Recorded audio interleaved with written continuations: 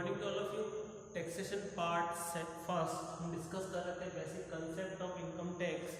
यानी कि income tax से कौन कौन से बेसिक कंसेप्ट है जिनके अकॉर्डिंग हम इनकम टैक्स को समझ सकते हैं। तो हमने एग्रीकल्चरल इनकम के बारे में डिस्कस किया था कि एग्रीकल्चरल इनकम होती क्या है, कौन कौन से काइंड से एग्रीकल्चरल इनकम के, और अपन ने पढ़ा था पार्टली एग्रीकल्चरल इनकम क्या क्या होती है। अब हम डिस्कस करेंगे वो इनकम जो एग्रीकल्चरल इनकम नहीं है, नॉट एग्रीकल्चरल इनकम, यानी कि ये जो रिसिप्ट है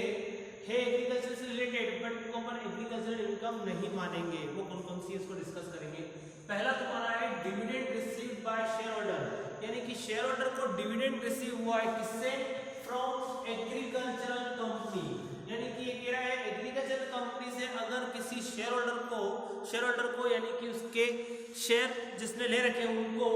किसी टाइप का कोई भी डिविडेंड मिलता है उस शेयर्स के अगेंस्ट, तो इसको हम एग्रीकल्चरल इनकम नहीं मानेंगे। जैसे कि मैं कहूं कि मिस्टर राम जो है उसने XYZ एग्रीकल्चरल इनकम के शेयर खरीद रखे हैं और इस पर इससे क्या मिला है, डिविडेंड। तो ये मिस्टर राम ये नहीं कह सकता है कि ये जो डिविडेंड मिला है वो मेरा एग्रीकल्चरल इनकम है, क्योंकि यहाँ पर क्लियर निकल रहा है कि dividend received by share holder from agricultural company, not agricultural income. Okay, second topic क्या है तुम्हारा, income from markets and exhibition setup in land, यानी कि किसी किसान ने अपने खेत पर किसी टाइप का कोई भी एग्जीबिशन लगाने के लिए दिया हो या उससे भी लैंड रिसीव किया हो या कोई तो मार्केट लगाने के लिए दिया हो, ठीक है। इससे अगर उसको कोई रेंट रिसीव होता है, इनकम रिसीव होती है, तो वो ये नहीं कह सकता है कि ये मेरा एग्रीकल्चरल लैंड पर है इसलिए मेरी एग्रीकल्चरल इनकम होगी। नहीं, ये क्या हो रहा है, उसने बिजनेस किया है, इस पर इसको करने पर किसी टाइप की कोई भी एग्रीकल्चरल एक्टिविटी का यूज नहीं हुआ है, इसलिए ये क्या होगी, तुम्हारी नॉन एग्रीकल्चरल इनकम काउंट होगी। ओके, सेकंड क्या है, इनकम फ्रॉम फिशर्स, यानी कि अगर तुम कोई मछली पालन का बिजनेस करते हो और उससे अगर तुम्हारा कोई तरह की इनकम होती है तो वो क्या होगी, तुम्हारी एग्रीकल्चरल इनकम काउंट नहीं होगी। Income from royalty from mining of stone, यानी कि तुम किसी टाइप का अपने एग्रीकल्चरल लैंड को खोद करके इस पर किस टाइप को भी स्टोन निकालते हो या पत्थर निकालते हो और तुम ये चाहते हो कि ये माइनिंग कर रहे हो तुम स्टोन की और तुम चाहते हो कि ये एग्रीकल्चरल इनकम में काउंट हो, तो ऐसा नहीं होगा। चाहे वो जो लैंड है वो रजिस्टर्ड हो एग्रीकल्चरल लैंड के रूप में, बट फिर भी ये तुम्हारी एग्रीकल्चरल इनकम नहीं काउंट होगी। ओके, सेकंड क्या है, income from supply of water for irrigation, यानी कि अगर तुमने इरिगेशन के लिए, प्लांटेशन के लिए किसी टाइप का कोई भी वाटर की सप्लाई करते हो तो तुम ये नहीं कह सकते हो कि ये एग्रीकल्चरल वर्क है, क्योंकि मैं पानी किसके लिए सप्लाई कर रहा हूँ, एग्रीकल्चरल वर्क के लिए कर रहा हूँ या फिर इरिगेशन के लिए कर रहा हूँ, प्लांटेशन के लिए कर रहा हूँ, तो ये मेरे क्या माना जाए, एग्रीकल्चरल इनकम माना जाए। बट ये एग्रीकल्चरल इनकम काउंट नहीं होगी, क्योंकि वाटर सप्लाई तुम्हारा क्या हो गया, बिजनेस हो गया। वाटर सप्लाई को करने से तुम कोई भी एग्रीकल्चरल एक्टिविटी कर नहीं रहे हो, तो इस कंडीशन में इसको क्या मानेंगे, तुम्हारी नॉन एग्रीकल्चरल इनकम। सेकंड क्या है, इनकम फ्रॉम ग्रोइंग लैंड्स, यानी कि हम ये कह सकते हैं जो स्वयं उगी हो, जैसे कि खरपतवार हो गई, तुम्हारी ग्रास हो गई जो कि स्वयं उगती है, उसको किसी टाइप का भी तुमने कुछ काम नहीं किया, उसको बोने के लिए, उसको उगाने के लिए तुमने किसी टाइप की एक्टिविटी नहीं की है और उससे अगर तुमको कोई इनकम होती है, उसको बेचने से अगर तुम्हें कोई इनकम होती है तो वो तुम्हारी एग्रीकल्चरल इनकम में काउंट नहीं होगी, क्योंकि तुमने उस पर किसी टाइप की कोई भी एक्टिविटी नहीं की है, एग्रीकल्चरल एक्टिविटी नहीं की है, वो ऑटोमेटिकली जमीन से उगी है, फिर ओनली तुमने उसको क्या किया, बेचा है, इसलिए वो क्या हो गई, तुम्हारी एग्रीकल्चरल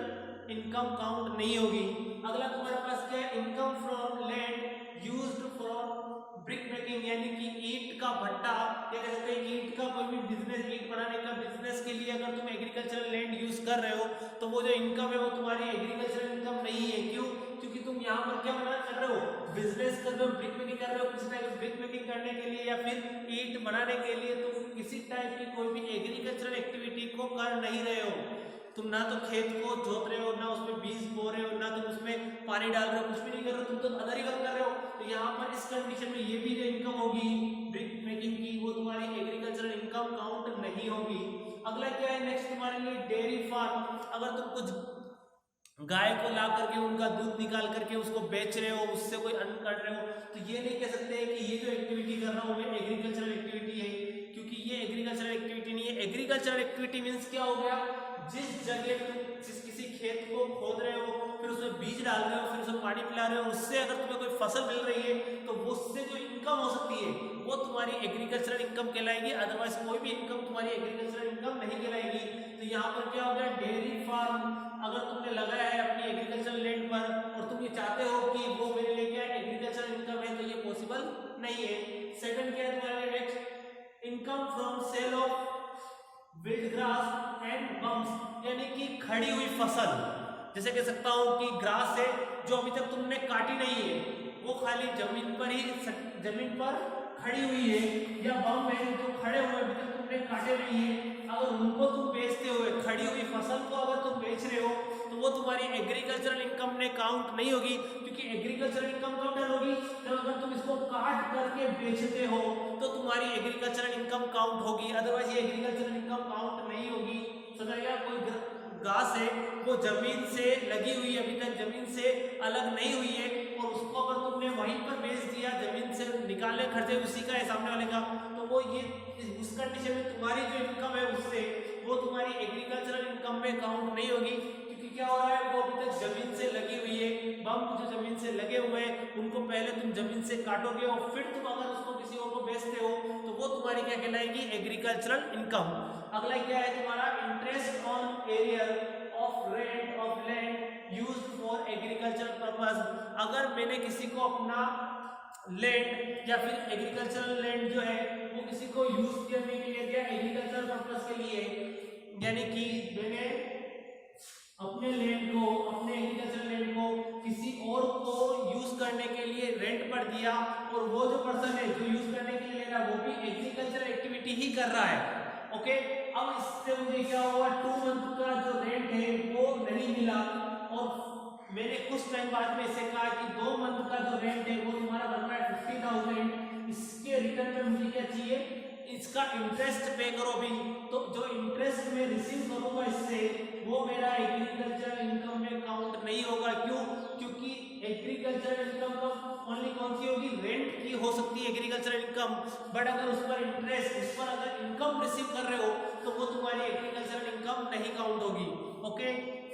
लास्ट है तुम्हारे लिए remunerations of the manager of agricultural farm, यानी कि अगर तुमने तुम किसी एग्रीकल्चरल फार्म में एज अ मैनेजर वर्क कर रहे हो और वहां से तुम्हें अगर सैलरी मिल रही है, किसी टाइप की कोई भी रेम्युनरेशंस मिल रहा है, तो वो रेम्युनरेशन तुम्हारे लिए एग्रीकल्चरल इनकम नहीं होगी। क्यों, क्योंकि वहां पर तुम किसी टाइप की कोई भी एग्रीकल्चरल एक्टिविटी तुम खुद नहीं कर रहे हो, तुम वहां पर क्या कर रहे हो, ओनली ध्यान रख रहे हो, मैनेजिंग कर रहे हो, वहां का मैनेजमेंट कर रहे हो। तो इस कंडीशन में तुमने वहां पर किसी टाइप की एग्रीकल्चरल एक्टिविटी नहीं की है, इसलिए वो जो इनकम होगी तुम्हारी एज ए सैलरी वो तुम्हारी एग्रीकल्चरल इनकम में काउंट नहीं होगी। But income of partner is agricultural income, but अगर किसी फार्म का पार्टनर को अगर उस फार्म से किस टाइप का प्रॉफिट होता है तो इस कंडीशन में वो पार्टनर की जो इनकम हो रही है वो तुम्हारी पार्टनर क्या होगी, एग्रीकल्चरल इनकम होगी। क्योंकि पार्टनर क्या है, पार्टनर मींस क्या हो गया, दोनों ने मिलकर के एग्रीकल्चरल एक्टिविटी की होगी तब जाके वो पार्टनर बनाए, या फिर एक ने पैसा लगाया और एक ने पैसा, एक ने अपना, एक ने तो पैसा लगाया और इन्वेस्टमेंट किया और एक ने अपनी, एक ने वर्क किया है, एक वर्किंग पार्टनर हो गया और एक नॉन वर्किंग पार्टनर है, तो इस कंडीशन में दोनों ही पार्टनर अकाउंट होंगे। तो यहाँ पर अगर नॉन वर्किंग पार्टनर जिसने किसी टाइप की कोई भी एक्टिविटी, एग्रीकल्चर एक्टिविटी नहीं की है, बट अगर उससे पार्टनरशिप फर्म से किसी टाइप का कोई भी प्रॉफिट या इनकम रिसीव होती है तो वो उसके लिए क्या होगी, एग्रीकल्चरल इनकम होगी। क्यों, क्योंकि वो क्या है, पार्टनरशिप फर्म है और पार्टनरशिप फर्म के दोनों पार्टनर का इक्वल राइट्स होता है। तो इस कंडीशन में जिस पार्टनर ने ओनली